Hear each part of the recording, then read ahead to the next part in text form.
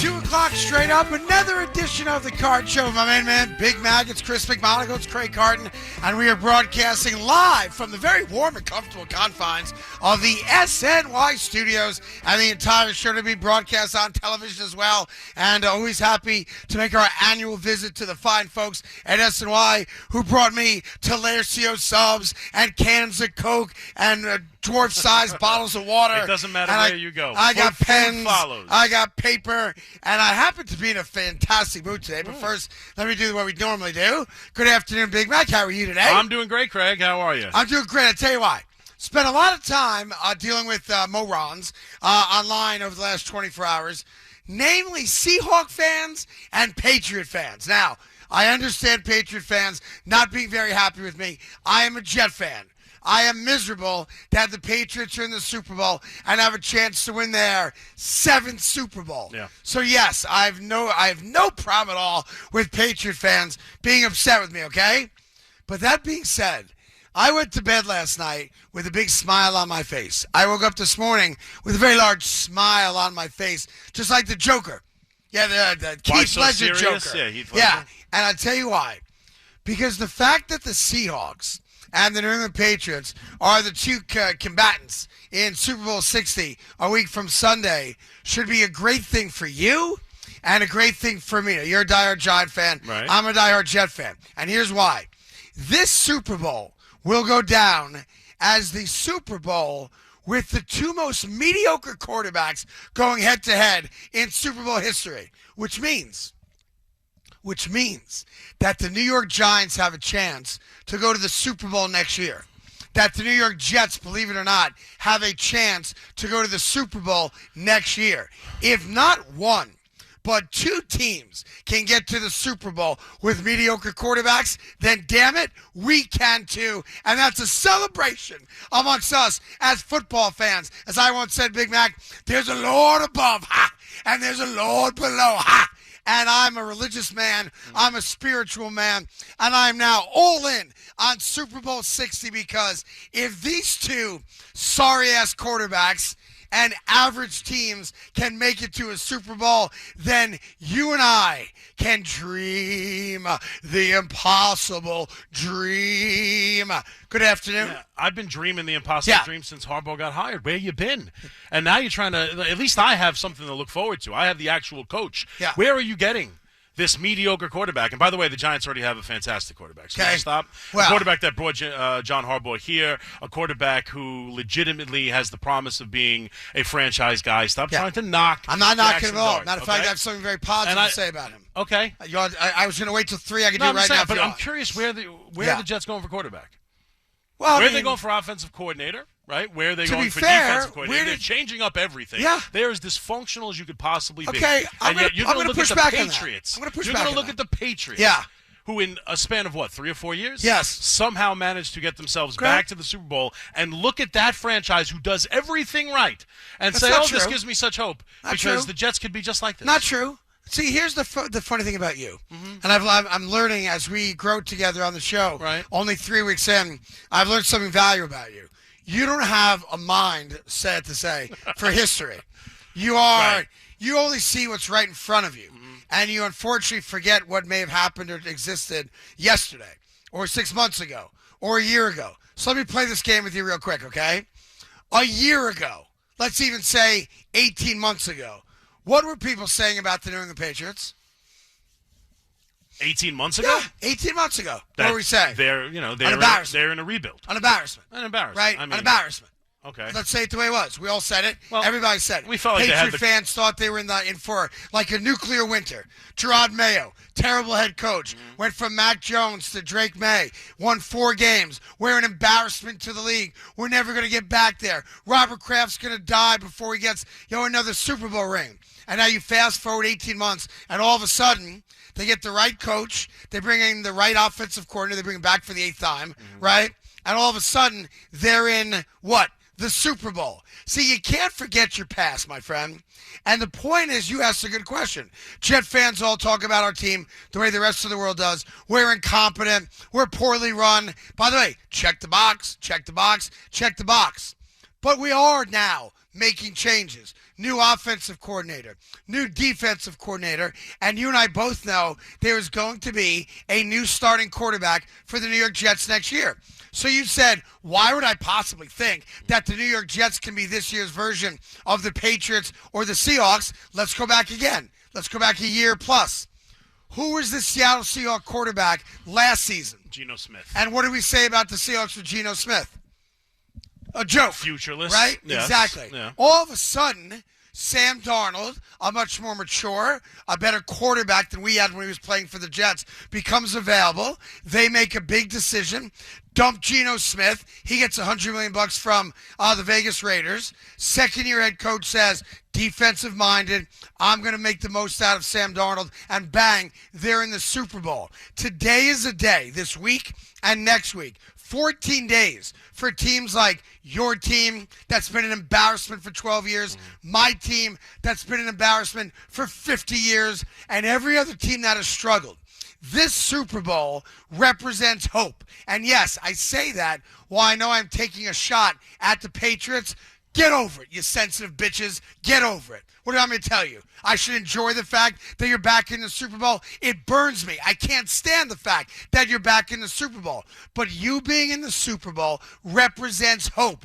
The Seattle Seahawks being in the Super Bowl with Sam freaking Darnold represents hope. Big smile on my face last night. Big smile on my face this morning. I love this Super Bowl. Mediocre quarterbacks, average franchises in the moment, and yet they are playing for a title. And they should apologize to nobody for it. But I am not going to sit in my ass and whine and moan about, oh, the Patriots, oh, Sam Darnold. I'm a positive dude.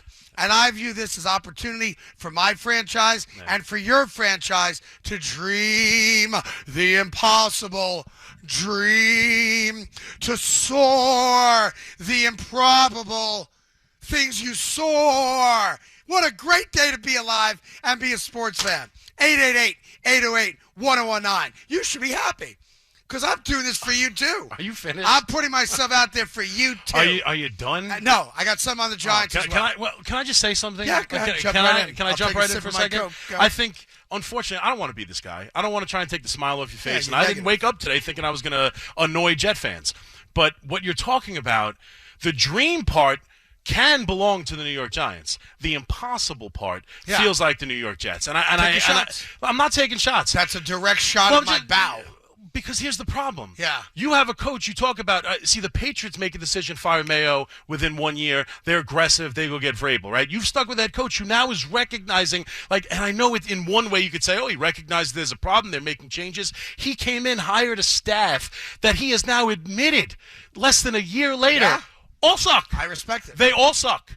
Every one of them. He is cleaning house, firing the entire staff within 1 year. He should. Right? Okay. He should. Yeah. What does that tell you about the guy? What makes you think he's going to hire good people from this point on? We're going to find out. I'm We're with you on that. We're going to find out. Then you get to the quarterback. Go. All right, Sam Darnold was available in free agency because Minnesota was stupid enough to let him go. Yeah. Where are you getting the quarterback for the New York Jets? The Giants have a quarterback. The Giants just hired one of the more successful coaches to hit free agency in the history of the NFL. The Giants have a quarterback they drafted in the first round. Yeah. The Giants have defensive players. You traded away your two best. Yes. You are hoping on a bunch of draft picks and some space in the salary cap that you are somehow going to transform this team. You mentioned the Seattle defense. They're the best in the NFC. Okay, great. The Jets have no talent. The last time we saw the Jets on the field, they were playing guys who don't belong in the NFL. This is a large leap here, Craig. Can we just get to, competency? Can you find the quarterback? The Giants have a dream. The Jets have the impossible dream. The two teams perfectly. The impossible Jets and the dreaming Giants. That's the only way to see it. By the way, the Giants are in the same boat the Jets are in. That's insane. The Giants are in the same exact boat the Jets are in. I mean, you won 4 games last year. Mm-hmm. Let's not act like the New York Giants are coming back. You're loaded for bear. You have a lot of big decisions to make, obviously, and I know the Jets do too. I know my Jet team is not a good team. I know that. But I also just watched the Seattle Seahawks go from Geno Smith to Sam Darnold, and they're in the Super Bowl. I just watched the New England Patriots go from Gerard Mayo, with Drake May as a rookie, of course, to Mike Vrabel with Drake May as a second-year player, and bang, easy schedule for sure, they're in the Super Bowl. So while I'm not an Aaron Glenn fan, I don't like him. I don't think he's a great head coach, and I think they should have made these coordinator decisions a month and a half ago. I'm with you on that. I'm not going to be critical of a team that finally recognized we need to make changes. It's a little too late for me, yes. Did we lose out on possible, really successful, competent coaches? Probably. But here's what I know. They finally recognize that running back the same coaching staff is not what it's going to take. Right. So I'm going to applaud the fact, while later than I wanted them to, that at least the Jets recognize we need to make a change, and they're making changes. And look, are we going to win a Super Bowl next year? Probably not. But you're not going to take that smile off my face, because if Seattle and New England can get into this year's Super Bowl, then why can't I get in next year? And I say that for you too. So I'm being pro-Giant here. Have a legitimate Why chance. can't the Giants go to next year's Super Bowl? I agree with. I mean, it's a bit of a stretch because it's hard to get through the Super Bowl. Why can't they be a winning team? Yeah. They have the quarterback. They have the coach. They have players on defense. So we're on the same They have side the here. second leader in sacks in the NFL. They have a young talent that they drafted 3rd overall, who was a all-rookie player who you're hoping makes a real I'm good jump. happy today. Like, okay. You're the negative Nelly. I'm not trying to be negative, but you can't come on here for television and sing and dance and expect me to just go along with it. I'm on television every day. Nah, not at 2 o'clock. Singing and dancing. You're singing and dancing. I'm singing and dancing every day. Listen, That's what I I hope do. you're right, because and I'd I like look to see some women's fantastic, by football. the way. Now, I will say this, and I'm not a bougie guy, as you know, but having me walk through downtown Manhattan in 10 below zero and telling me to park in a garage that's not available and having me extend my walk by another 6 city blocks is not the way a star should get treated. I parked in the lot. All right. Where were you? So, memo to WFAN and SNY. From this point moving forward, car services, driver, heated socks, heated boots, maybe a heated hat. I'm frigid still. That being said, I'm a trooper, I'm a professional, I'm a man's man, and I don't complain. No. I walk through the sludge. Yeah. I walk through the slush. I walk through the snow, and I got here on time the way I always do. Some people stay home when you get a couple inches of snow. I trapped through downtown Manhattan all by myself, carrying a shirt over my shoulder and a cell phone in my pocket, and somehow I made it to 4 World Trade Center Plaza to do this show. Now, I've got something good for you. Okay. You're going to love this, okay? About time. All right. I've already said the Giants could go to the Super Bowl next year. Yes. Giant Jets fans. can't. I think we had a tough start, you and I, in my return to the fan. I think we're back now. I think nothing but love here between me and the Giant fan base, all right? Jet fans, you know I got you all the time, every time, okay? But I want to tell you something. You know, as you may know, I minored in psychology in college, all right? Childhood psychology. Right. I'm a big Piaget guy. He's a big French psychologist. He talked about like the oral stage, this stage, that stage, all that stuff, right? What your quarterback is doing right now, in the moment, is nothing short of awesome. Your guy, Jackson Dart, is already acting like a multiple Super Bowl champion. And I'm here for all of it. I applaud it. Because some quarterbacks, after a rookie season in which they obviously didn't start every single game, they had a concussion, a couple of little injuries, but showed that they belong in the NFL, will use that first offseason to just go into the lab, work on whatever the coaches tell them to work on, whether that's nutrition or weightlifting or whatever, right? Aerobics or calisthenics or whatever, touching your toes, whatever it might be. And you're studying film 24/7. I want to make sure my footwork is right. I want to make sure my release point is right. I want to become a better quarterback, right? Most quarterbacks do that, not superstar quarterbacks. And what your guy is doing right now, in the moment, to me, tells me he is going to be a great quarterback. Let me walk you through it. I assume you've seen the video. If you haven't, my privilege and pleasure to bring it to your attention. So yesterday, and I think Jackson put it out himself. I could be wrong on that part, but neither here nor there, okay? Jackson Dart or somebody puts out a video of Jackson with his so hot girlfriend, Marissa Ayers. I think she's a ring girl at like MMA fights or boxing fights or Jake Paul fights, whatever it is, right? And they're on a deep-sea fishing charter, and they catch a tuna.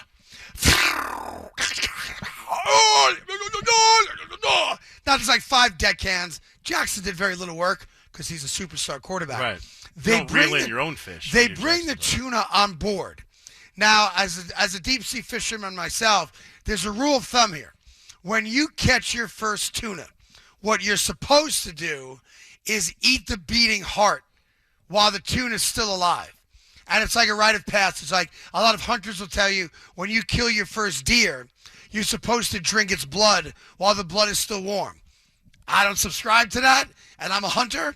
But when it comes to the fish, swallow it whole, all right? And there's Jackson Dart with his so hot girlfriend on a deep-sea fishing voyage, and my man brought in a tuna on the very first day of the voyage. You know how long I've been trying to catch a damn tuna? I've never caught a tuna, and I fish 40 days out of the year. You've never caught a tuna? I've never caught a tuna. I'm your striper king, but I've never caught a tuna. And I'm looking at this kid going, he looks great, body's great physique, got the six-pack, good-looking kid. got some traps going on, right? The girlfriend, so hot. And he catches a tuna, and he not only catches a tuna, he's got his deckhands doing the dirty work, slicing it up. Sure. And he's eating live tuna that he just caught. He is already playing the role of superstar quarterback. And I want to tell you something. I'm here for all of it. I don't know that kid. I've never met that kid, but I love that kid. He's acting like Joe Namath 2026, and you should be so happy that he's playing the role of superstar quarterback. Yeah, well, listen, it took 2 hours, and he hooked John Harbaugh, and then he went out and got some tuna. Stop with that. You have to stop with that narrative. He hooked John Harbaugh came because they gave him $20 million. Oh, stop. And he didn't have to go to Tennessee to be interviewed. Let's be honest. He came for Jackson Dart. Okay, let's came just for the pretend Giants, he came did. for Jackson Dart. Why do you turn every positive I say to it? It's not a negative. Some kind of I'm negative. saying, boom. Why don't you just accept what I said? Got the fish. That's good. Why don't you celebrate I'm what I'm saying? Yeah. Oh, now you're dancing? Yes. That's a rhythm there. I'm celebrating. Like you don't see it the same way? He's already acting He is. like he's won 3 Super Bowls and he's going to the Hall of Fame. I agree. That's the mentality of a great quarterback. I'm with you, but I'm saying he got the coach, then he went and got the fish. He's got to prove it, obviously. And the Giants' schedules, as you already know, not going to be all that easy again. But the man is already behaving like a seasoned veteran. That's Boomer Esiason, 95. You follow me? That's Dan Marino, 88. Yeah. You follow me? I do. That's Fran. I don't want to go too far. I'm older than many of you. That's more like Marino in college. Yes. Yeah. Marino at Pitt. What's up, everybody? Ready to play some football? That type of thing. But dude, I saw that video and I was like, that whether he becomes a superstar quarterback or not, that guy's got the making of a superstar quarterback. 100%. He's already deep sea fishing for tuna. He catches a freaking tuna, and he's got Marissa Ayers so hot on his arm. And she's in a bikini. She's pretending to fish. She's just saying to look good. We all know that. Oh. And they cut up the fish and had like sushi grade tuna right there on the boat? Yeah. That's now, he had a guy like a deckhand who was very delicately cutting cucumber. And he was doing it so thinly and smoothly that I've never done this before. I'm going to try when I go home tonight. Hey, honey, go buy some cucumbers. So when I get home, there'll be cucumbers. Some people say cucumbers are better pickled. By the way, I'm not opposed. I like a dill crunchy pickle, but I'm a big cucumber guy. We grow cucumbers in the backyard. He somehow took a fillet knife. Yeah. And he was able, maybe your father-in-law could do this. Well, you kind of roll it and have it thin. Yeah. I can't do that. Yeah, no. He wound up making like a 5-foot-long sheet out of one cucumber. Yeah. That's what a superstar quarterback gets. He's got a sushi-grade chef on the boat with him. Like, I've been on boats before. I've been on friends' yachts before. I've been blessed to take some pretty cool vacations. I never once carved a cucumber into like a 5-foot-long sheet. That's a different kind of knife skill than I have. That's like Zorro stuff right there. So we got a great show for you today. A bunch of football. If you're a diehard Patriot fan, suck it. If you're a diehard Seahawk fan, I feel bad for you. Run around town with your stupid little tridents like 9-year-olds on Halloween. Bunch of losers. But all you guys have done is re-energize 2 fan bases here in New York. Because the mantra for Giant fans and Jet fans now is, if they can do it, I can do it. And I'm here for all the smoke. Every bit of it. 888-808-1019. Now, because I always have prided myself on including the audience in what happens behind the scenes. Right. What do you call that? The third window? What do you call Breaking that? the third wall? Is it the third wall or the fourth wall? I think The third, which wall is it? The fourth fourth wall. The same guy that said third's now saying Yeah, I fourth. know. So which wall I is went it? with third on Yeah. your testimony. Yeah, which wall are we breaking? Fourth Fourth wall. All right. I like to break that fourth wall so you guys have to understand what happens behind the scenes. So when we take calls today, I have a computer in front of me, and you're supposed to push the button to get the call. And I keep pushing the screen, can't get the call. So I'm going old school. Mouse. Yeah. So I'm going to use the mouse, and grace of God, we may get it right. Should work. I'm going to try to say hi to Greg in Mineola, which, by the way, you go to Bairata in Mineola. That's the best chicken on the planet, bar none. It's also the best kept secret because everybody gets the all-you-can-eat meat. Yeah, the rodizio. No one actually gets the chicken. Churrascaria, whatever it's called. Yeah, The rodizio. Brazilian rodizio. Yeah, but I get the chicken. Only the chicken. Sometimes they throw a little puss for me, a little octopus. I go a little octo on the side because they're octo. Fantastic. Careful. But I'm a chicken guy. Straight chicken. Nothing but salt on that bad boy. No, you got to get the turkey wrap bacon and all the different things they give you. They slice the meat right on your plate. Nobody goes there and says, I'll have the chicken. You go there for the entire deal. Well, then you're making a The great radicchio, and mistake. they bring out, I've been there a million times, and they bring out all the different side dishes, the plates of all the different things. Yeah. And they come over and slice it. Plantains, Nobody goes there and says, cheese I'll bread. have the chicken dinner. Nobody. You get the radicchio. No, but that's what you do there. No. Then you get the heavenly whites for dessert. Look at you. Look at you. That's it. That's I've a been there. seasoned diner. We're talking about right a there. Long Island restaurant. Yes. Look at me. I've been there. Greg is in Mineola. It worked. Yes. Greg, you're on the fan. How are you? Very good. Craig, I'm so happy you are back. Thank you for just brightening my day on a daily basis. Thank you, sir. Yes. So, Jackson Dart, he's been in the tent more often than he's won a football game. Not entirely true, but I'll take it. And like a bar fighter goes in and gets wrecked 4 times, he's not tough. He's going to the wrong bar. Like I have to say this, and I know you're obviously now. How do you hang up on calls? That's a good question. Don't hang up. I'm sorry, Greg. Sorry, Greg. We don't often give them the warning. Yeah. No, don't, please. Now, look, I know there's a sentiment out there, and I thought Jackson Dart did a good job answering that himself. It was the week after the season when people said, yeah, Jackson Dart showed a lot of promise, but, quote-unquote, as a question, is he injury-prone? And I thought Jackson made a really good point. I got hurt twice. Like, I didn't spend every game in the Blue 10. One was a concussion. Some people don't even call that an injury. You know, it's the NFL rules are if you look like you got your bell rung, you have to go to the sideline. No, there's a spotter watching the game. I did appreciate that from Jackson. He's like, look, I play football a hard-nosed way. I'm kind of a throwback in that regard, but I'm not injury prone. And I think that's a fair comment from him. It's a not the caller from Jackson. No. It's a narrative that got spun way out of control. Yes, he's been in the 10 4 times. He had 1 concussion. Right. As did Justin Fields. Nobody screamed. As did Drake May 2 years ago. Nobody screamed. He came back and played the next week. We see quarterbacks. We see players. Neighbors last year for the Giants had a concussion. Nobody said he's playing football the wrong way. And I've seen quarterbacks be praised for the same level of toughness. J.J. McCarthy jumps into the end zone head first. Hey, gives it all. But Jackson Dart, he doesn't know how to play. Someone's got to teach him. It became a narrative that was so obnoxious and stupid that it bothers me now even to talk about it. He had 1 concussion. Yep. He is a running quarterback, and if you watch him, he's not just athletic and can run. He sets up blocks. He is really good at running the RPO. He is really good as a running quarterback. 100%. And you can't take that out of his game. You just can't take it out of his He game. has an aspect to his game. I don't want to overstate it because he's not a proven commodity yet. He has a chance to do that, obviously, this year from week 1. He is the man, unlike last year with Russell Wilson, obviously starting ahead of him.